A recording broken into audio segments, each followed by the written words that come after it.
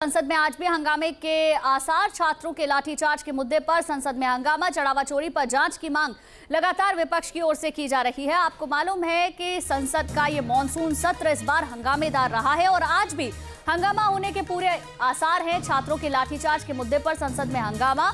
चढ़ावा चोरी पर जांच की मांग लगातार विपक्ष की ओर से की जा रही है। हालांकि केंद्र सरकार ने इसको लेकर साफ कर दिया है कि ये राज्य का मामला है।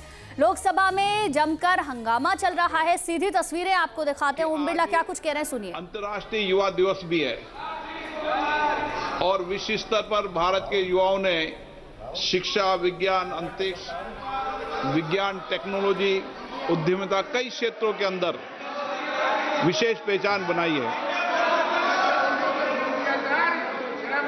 आज उनका सामर्थ्य के कारण भारत का नाम दुनिया में भारत का नाम हो रहा है।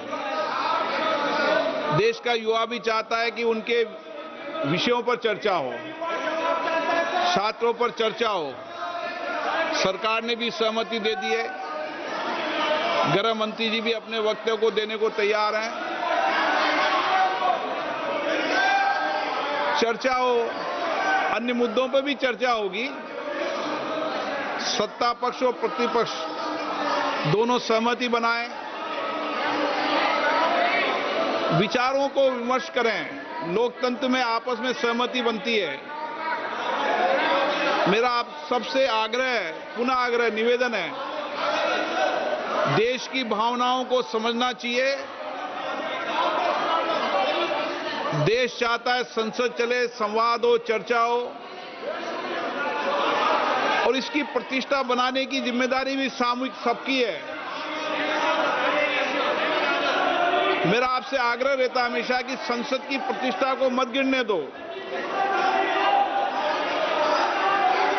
मतभेद हो सकते हैं लेकिन संसद की प्रतिष्ठा को इस तरीके से तख्तियां, नारेबाजी से गिरना उचित नहीं है। आप सब वरिष्ठ नेता हैं, देश का नेतृत्व करते हैं।